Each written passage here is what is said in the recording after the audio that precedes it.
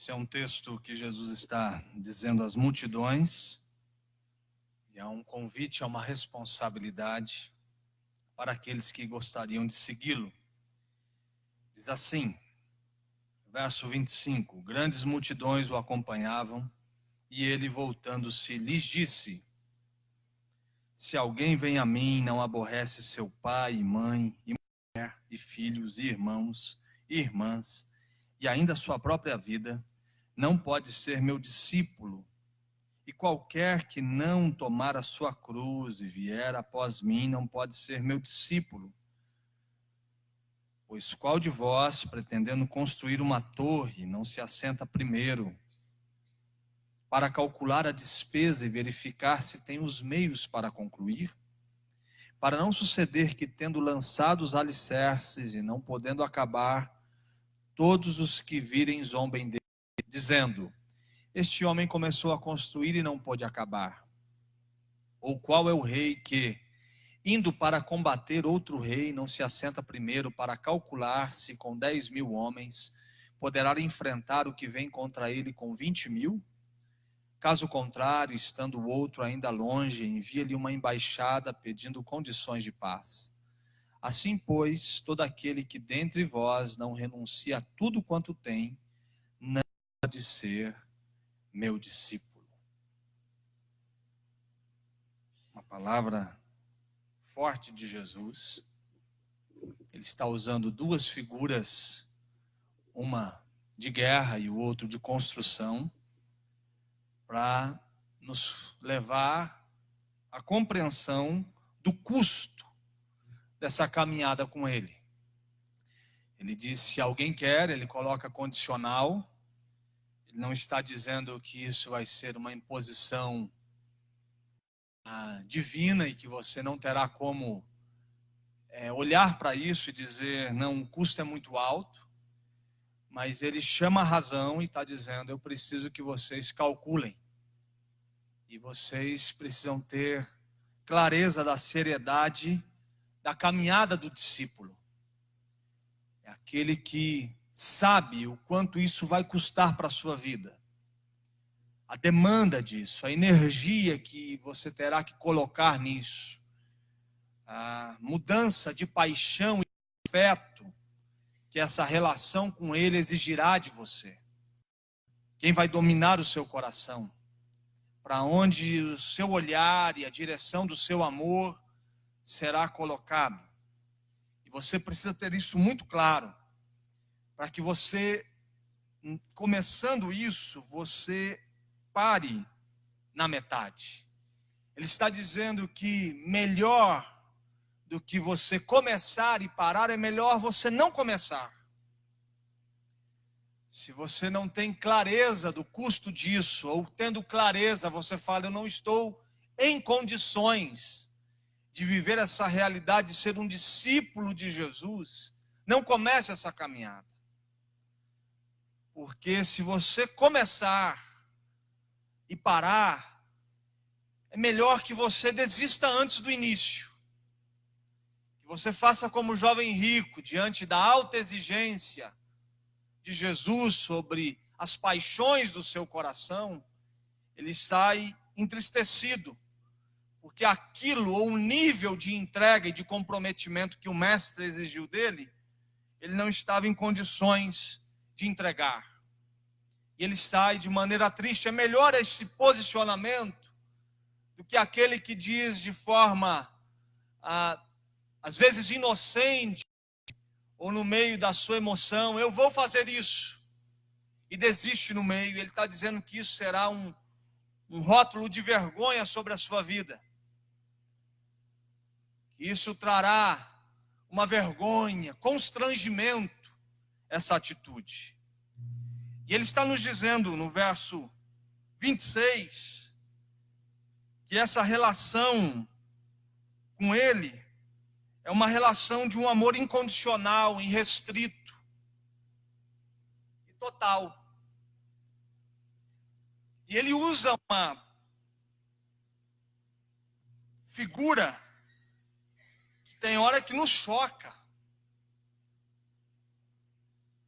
Se você estiver com a Bíblia aberta, você vai perceber, quando ele diz, se alguém vem a mim e não aborrece seu pai, mãe, mulher, imagine aqui tá as duas fotografias e você tem que escolher. Parece que a exigência é muito alta, mas o que ele está usando aí é uma linguagem chamada de hipérbole. O que é isso? É a ênfase pelo meio do exagero. Então, o fato não é que você deve aborrecer pai e mãe. O que ele está querendo dizer, sabe o amor que você tem pelo seu pai, pela sua mãe, pelo seu filho? Pensa aí no seu filho, o nome dele, veio na sua mente, seu pai. Quem ama o pai aqui? Ama a mãe, os filhos, os pequenos, é um amor profundo, não é? Quem estaria disposto a entregar a sua própria vida por um filho, dar um olho para que o seu filho pudesse ver num problema como esse? Eu me lembro, na minha época da minha vida, que eu estava enfermo, com 17 anos, sofrendo muito, chorando muito. Depois de um pouco recuperado, eu tinha o costume de ficar mexendo nas roupas do meu pai. Não sei por que às vezes eu queria achar um trocado, alguma coisa curiosa. Eu ia lá, de vez em quando tinha um anel, e eu ficava perguntando, às vezes era uma fotografia, mas os bolsos dos casacos do meu pai eram umas coisas assim, bem interessantes. Às vezes eu encontrava e ficava olhando aquilo. E nesse momento de sofrimento, um dia eu achei um bilhetinho onde meu pai escreveu bem assim, ó Deus, tire toda a dor e sofrimento do meu filho e passa para mim. Coloca em mim o sofrimento do meu filho. Esse é o amor do Pai. E aí vem Jesus e fala do aborrecimento, mas não é uma rejeição. Ele está dizendo o seguinte, esse amor que você tem pela sua família, diante do amor que você deve ter por Jesus, ele é um aborrecimento. Ou seja, ele é pequeno demais diante do grande amor que você deve ter por Cristo. Se você ama as suas relações humanas de maneira bem profunda, o amor que você deve ter por Cristo, pelo Evangelho e pela caminhada do discipulado deve ultrapassar ao ponto desse amor se tornar, diante do grande amor, um aborrecimento. Então não é que eu devo deixar pai e mãe no sentido de não mais falar com eles, de abandonar essa jornada de afeto que eu tenho com a minha família, não é isso. É que esse amor que eu tenho pelos meus filhos, ele é proporcionalmente menor, muito menor do amor que eu devo ter pelo meu Senhor. É isso que ele está dizendo. Se vocês amam os filhos de vocês, os pais de vocês, a família de vocês, o que eu estou exigindo de vocês é um amor incondicional, irrestrito e muito maior. É esse nível de amor que eu estou esperando na relação de discipulado. Ultrapassa a compreensão. É uma nova lógica de amor que ele está nos chamando para viver. É um novo jeito de amar. É um ambiente incompreensível dentro das relações humanas. Eu não conheço o amor de Deus, ou a exigência desse amor, a partir das minhas relações de amor familiares. Ele está exigindo algo mais. Ele está dizendo, calcule o nível de exigência do amor que eu desejo de vocês por mim. Sente, faça o cálculo disso, assim como um construtor, quando vai fazer uma torre, ele senta e calcula, mede os espaços, vê onde vai cada fundação, para que ele possa fazer alguma coisa realmente digna de credibilidade. Da mesma forma, eu quero que vocês tenham a consciência da exigência de amor que eu estou fazendo para vocês. É uma ordem de prioridades. É uma inversão. O que vocês compreendem como amor profundo, diante da exigência que eu estou fazendo, vai se tornar um aborrecimento. Diante do amor que eu espero de vocês, o amor que vocês possuem é comparado a um ódio. O que é muito maior. Então calcule isso. Sente-se para sondar o coração de vocês. Perceba se este amor profundo por mim tem inundado o seu dia, a sua agenda, o seu tempo, o seu espaço, tem tomado conta da sua mente. Se essa entrega de afeto humana é minimamente menor do que aquilo que eu tenho exigido de vocês. E aí no verso 27 ele vai falar de tomar a cruz. É uma exigência que ele faz, mas primeiro ele é aquele que toma a cruz por causa de nós. Então, se ele está exigindo uma consagração absoluta, a entrega da nossa vida a ele, é porque ele se consagrou de maneira absoluta, ele tomou a sua cruz e entregou a sua vida. Nada mais justo, diante daquele que entregou a sua vida por nós, exigir que a gente entregue a nossa vida por ele.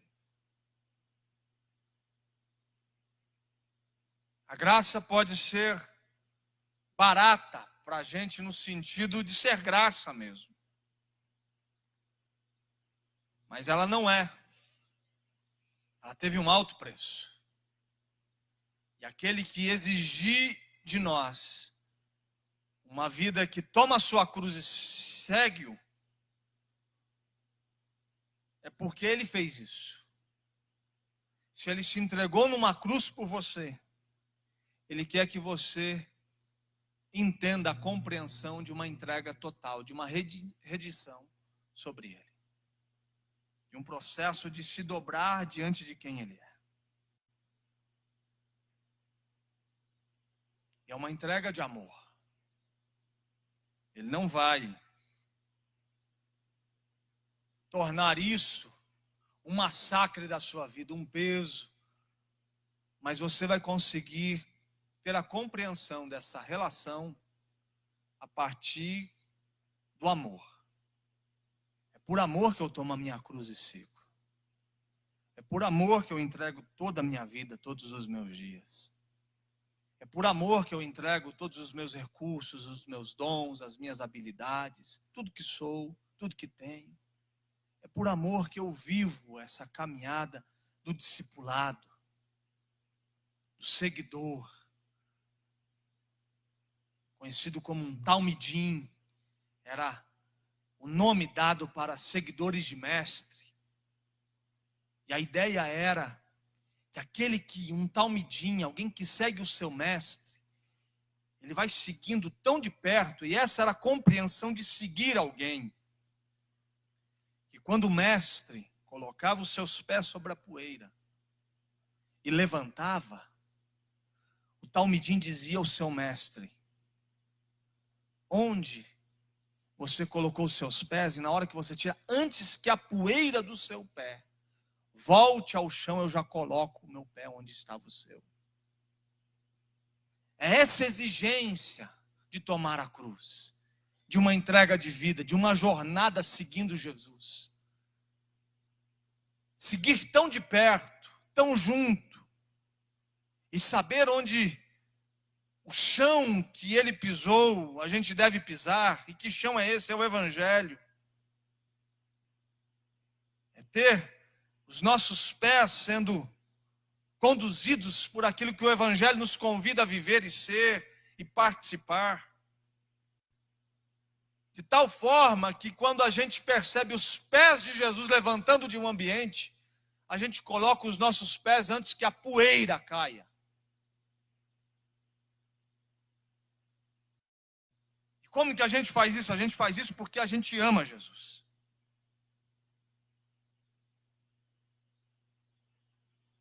Por amar a Jesus, eu me entrego totalmente a Ele.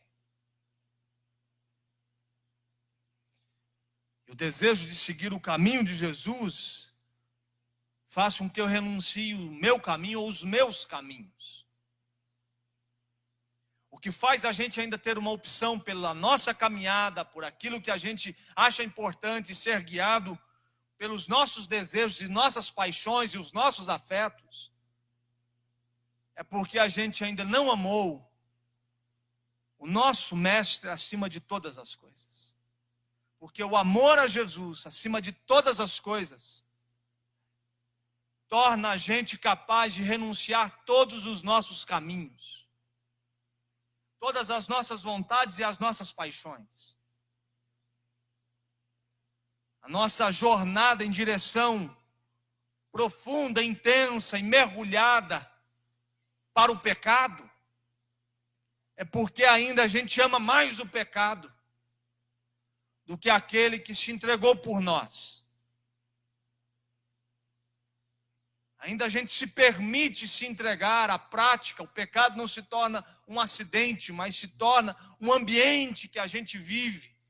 É porque ainda é o ambiente do nosso amor, da nossa paixão. Porque quando o nosso amor começa a ser por Ele, somos banhados no amor de Deus, em Cristo Jesus, a gente passa a amar. Esse mistério, que eu amo a Jesus e começo a amar a missão, amar pessoas, amar as questões relacionadas ao Evangelho. Aquilo que a mulher samaritana experimenta. Ela bebe de uma água que faz dela uma fonte a jorrar. É de uma relação com Jesus que faz com que o mistério transborde do seu interior. É de uma relação de amor com Jesus que o mistério de amor transborda do meu interior. E eu começo a amar. Porque eu amo a Jesus, eu começo a amar as realidades que Jesus ama. Eu começo a amar aquilo que é precioso ao Mestre. Aquilo que tem um valor para aquele que eu sigo. O que a gente precisa não é simplesmente um amor conjugal, porque esse amor conjugal, ele pode estar num nível que as relações podem ser rompidas, mas eu te digo, olhe para mim. Se você amar Jesus acima de todas as coisas, você será banhado pelo amor dele, e você amará a sua esposa como Cristo amou a igreja. Mulher, você amará este homem, mas você precisa amar Jesus. E o amor de Jesus banhará a sua vida, sua história, seu coração, e você amará este homem. Você vai amar Jesus com todas as forças do seu coração. E você amará os seus inimigos. Você terá condições de ter um ato sagrado pelos seus inimigos, é o que o Evangelho diz. Você dobrará os seus joelhos e você vai orar pelos seus inimigos. Não existe um gesto maior de amor, de comprometimento e de entrega a alguém do que uma oração. A gente só ora porque a gente ama alguém. E ele está dizendo que você deve orar pelos seus inimigos. Você deve caminhar com os seus inimigos. Como isso é possível? Como essa realidade pode ser a nossa realidade? Quando a nossa afeição e o nosso amor por Jesus for acima de qualquer realidade. E sendo banhados pelo amor de Jesus, eu vou amando gente que eu não amaria. Pelo meu desejo, pela minha vontade e por aquilo que eu já vivi, experimentei e recebi.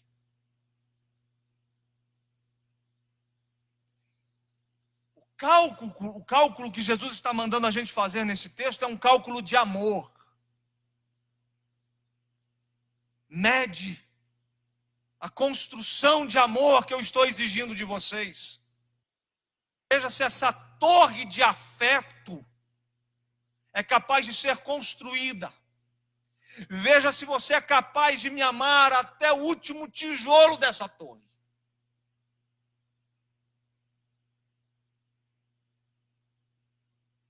Não comece a construir uma relação comigo que não esteja acima das paixões humanas que você carrega. Ou você mergulha nesse oceano do amor e constrói a sua história com ele. ou você não começa. Porque só dá para a gente andar um com o outro se a gente se amar profundamente. E o que eu exijo de vocês é o que eu fiz. Estou exigindo que vocês tomem uma cruz porque eu tomei. Estou exigindo que vocês me sigam porque eu vim até vocês. Eu estou exigindo que vocês entrem no meu mundo porque eu invadi o universo de vocês. Eu estou exigindo que vocês mergulhem numa experiência de santificação porque eu entrei no mundo impuro que vocês habitam. Eu estou pedindo para que vocês caminhem no meu caminho porque eu fui até vocês. E se eu fui até vocês, eu posso exigir que vocês agora venham até mim. Se eu entrei num ambiente contaminado, impuro de pecado de vocês, eu posso exigir que vocês, a partir da relação comigo, se comprometam com uma vida santa e irrepreensível. Eu deixei a glória do meu Pai invadir o mundo de vocês. Então eu posso exigir que vocês tirem o mundo da mentalidade, do coração, e o espírito mundano saia de vocês. Ele só está exigindo aquilo que ele é e aquilo que ele fez.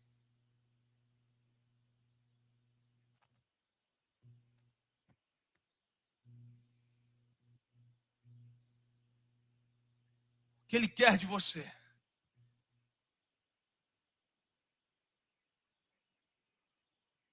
Realizou, fez por mim, por você. Agora, já que isso é um projeto além do comum,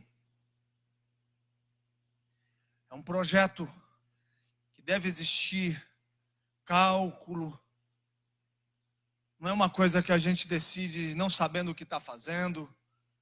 Se existe uma coisa que a graça de Deus nos faz, é nos tornar seres responsáveis. Paulo vai dizer, não há ninguém que entenda, não há ninguém que compreenda.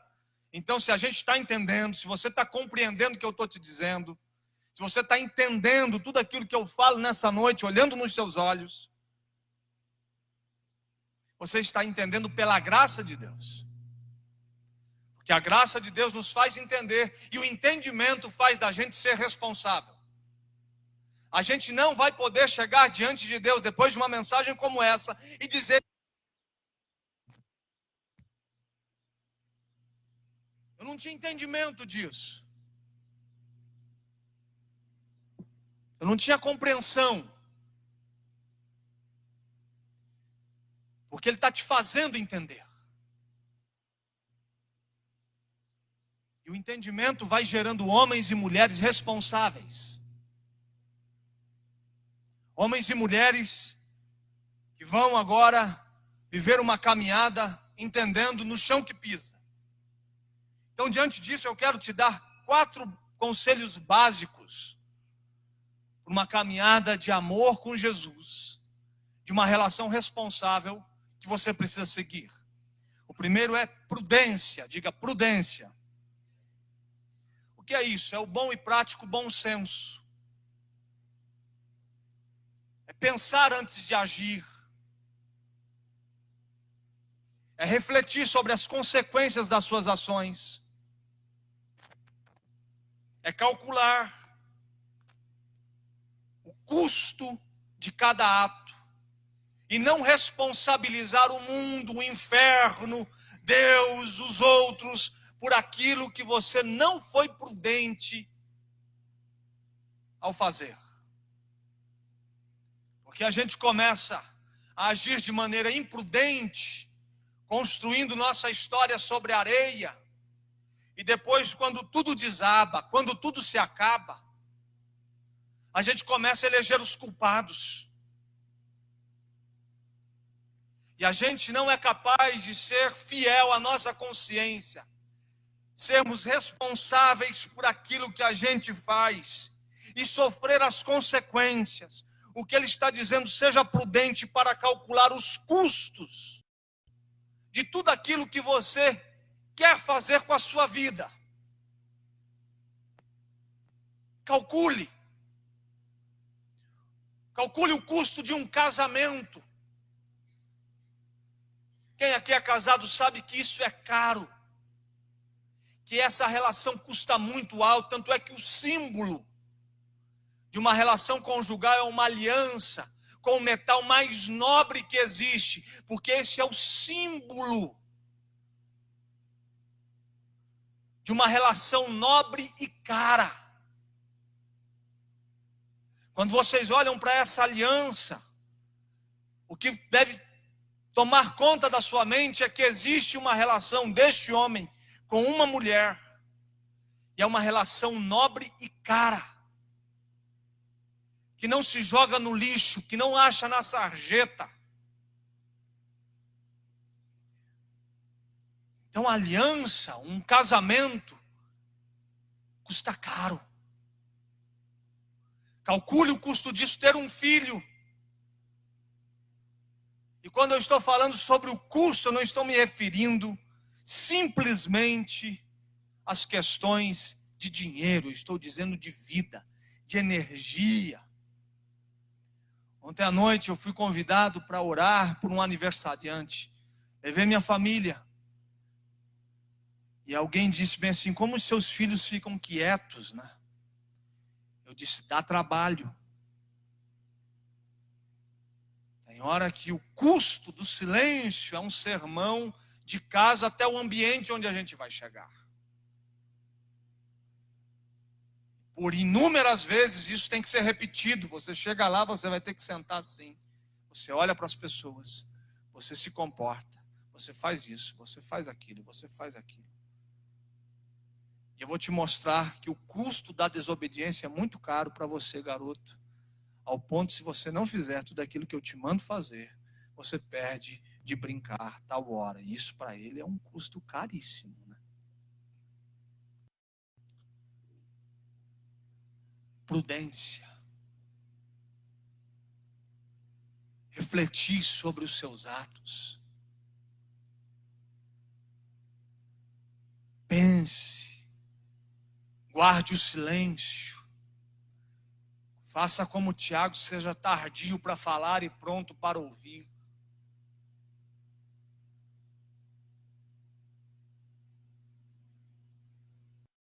Esses dias aqui o rapaz que estava arrumando, na hora de fechar o trabalho, foi feito ali algumas considerações e ele saiu pisando alto. A hora que eu vi ele saindo, eu estava numa sala, eu saí e falei: amigo, vem cá.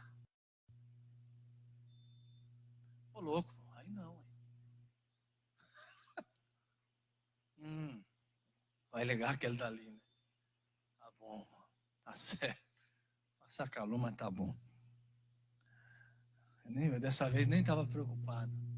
Mas lá, ó, mesma coisa. E aquele dali faz o barulho e não me refresca. Esse pelo menos fazia barulho. Mas tá bom, vamos lá. Aí esse rapaz sai louco aqui, dizendo que não queria mais nada. Aí aquela coisa. A hora que eu percebi aquilo, eu saí e falei: amigo, vem cá. É assim. Falei: você é Deus. Ele olhou para mim e falei: você é Deus. Ele disse: não. Falei: só Deus faz um trabalho perfeito. Todo trabalho humano é digno de correção.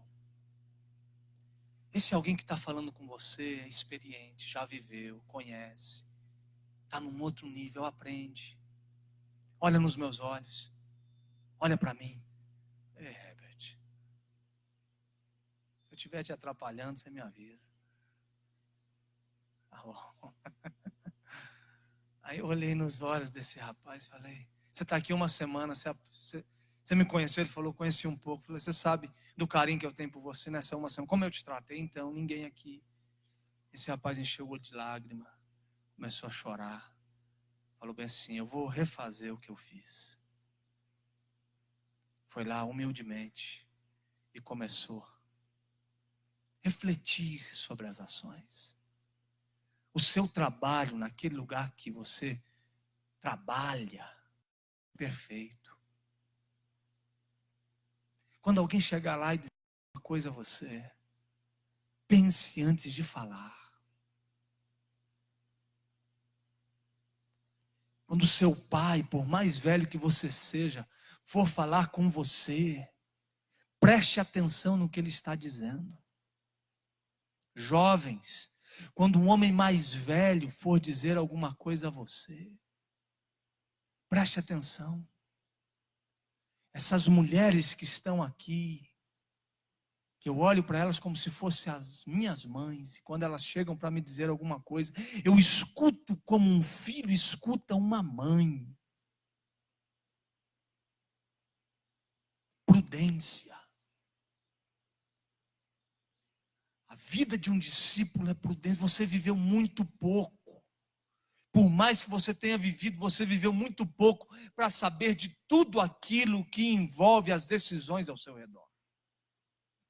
A segunda coisa é temperança, equilíbrio, harmonia. O que isso tem a ver? É gente que não está entregue aos prazeres, que não reage pelos desejos enganosos do seu coração, que não vive de acordo com as paixões e desejos. Se você quer estragar a sua história, viva pelos seus prazeres. Saia daqui e deseje viver intensamente cada segundo, até a última gota dos prazeres dessa vida, e você verá o que isso trará sobre o seu futuro. Teve um jovem, se você virar a página, você vai conhecê-lo em Lucas 15. Vire a página da sua Bíblia, ele vai estar ali. E ele decidiu viver pelos seus prazeres.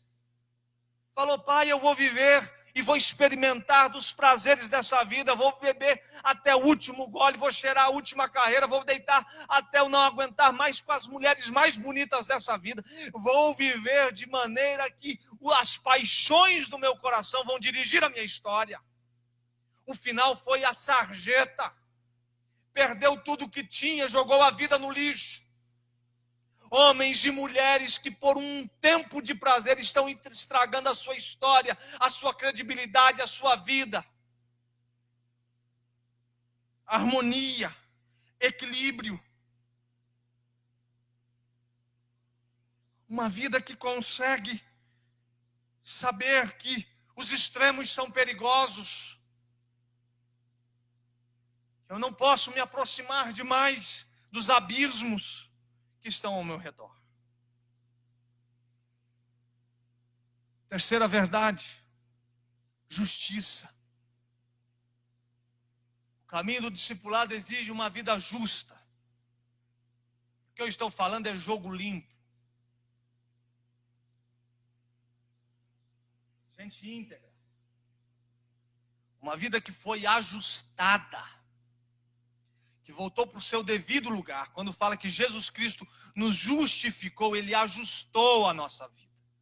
Ele colocou a gente no nosso devido lugar. Ele modelou a nossa história.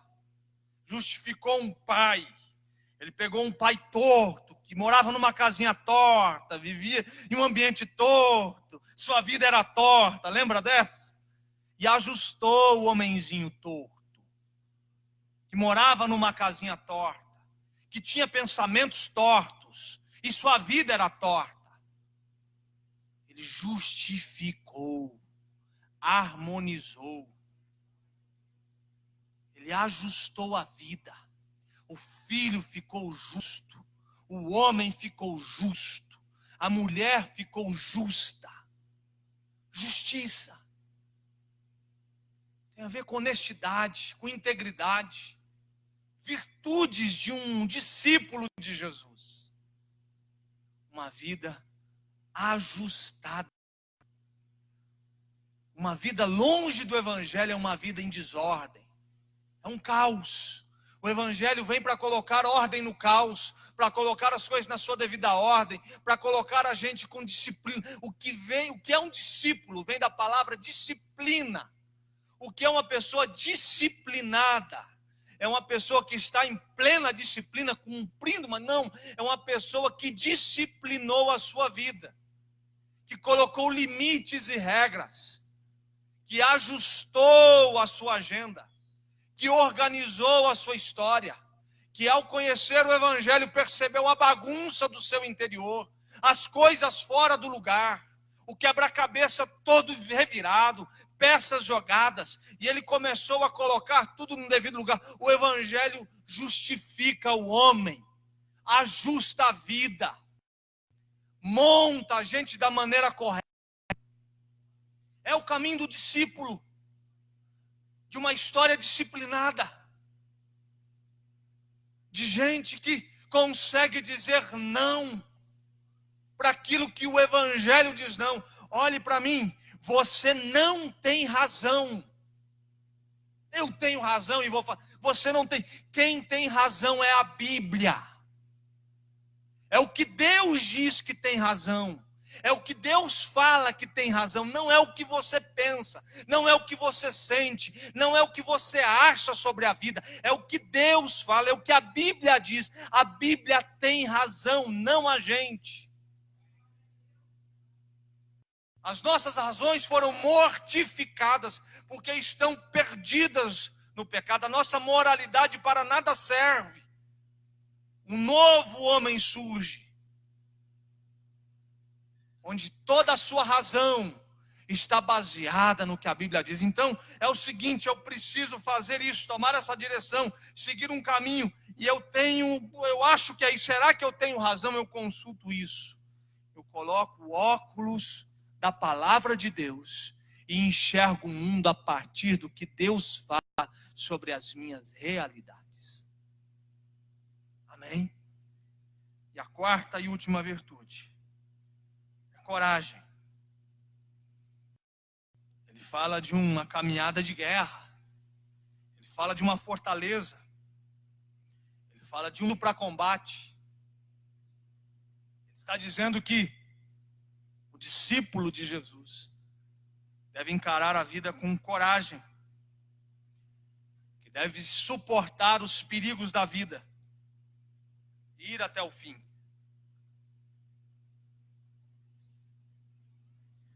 Mas e aí, pastor? Eu acho que fazendo esse cálculo do nível de exigência de amor que Jesus está pedindo para mim, eu quero reconsiderar o projeto. Aí ele fala, para que a gente vai servir como os seus seguidores e como igreja dele na terra.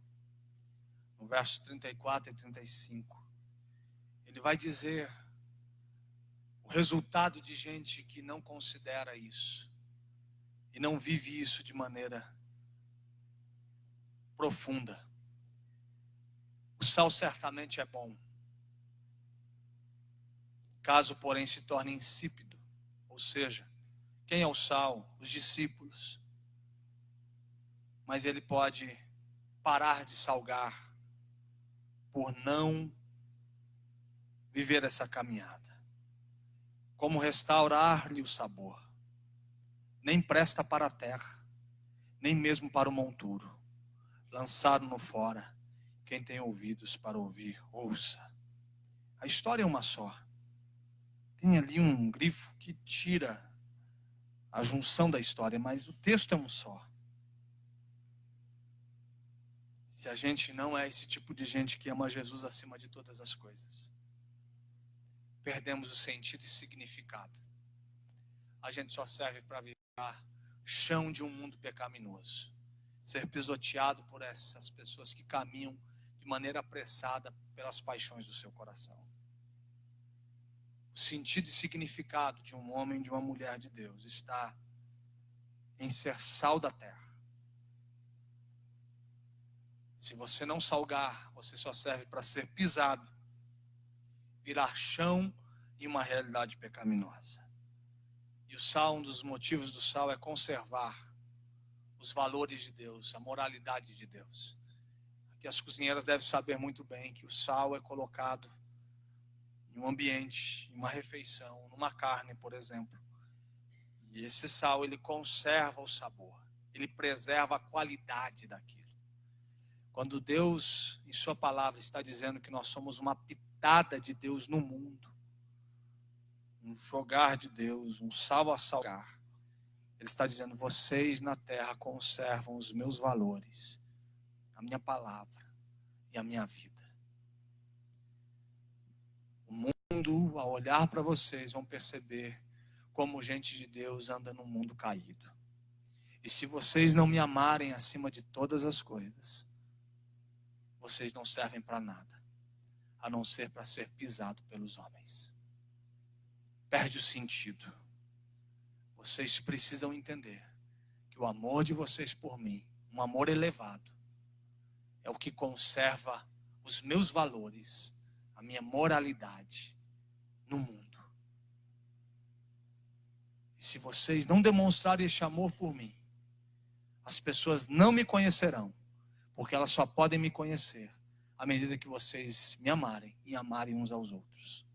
Assim como eu e o Pai e o Espírito somos um, assim vocês também. E o mundo conhecerão vocês à medida que vocês me amarem e amarem uns aos outros. Se vocês não forem banhados por amor, um amor profundo, que excede qualquer entendimento humano por Ele, vocês não servem como homens e mulheres de Deus. Porque o mundo vai massacrar vocês. A marcha pecaminosa farão de vocês o chão para pisar. Ou vocês me amam acima de todas as coisas, ou o mundo não me conhecerá. O mundo conhecerá Jesus pelo seu amor por Ele. Não é pelas suas paixões, não são pelas suas convicções teológicas, não é pelo seu conhecimento simplesmente. É por um amor abnegado, entregue, sacrificial, que toma a sua cruz e segue-o. Amém?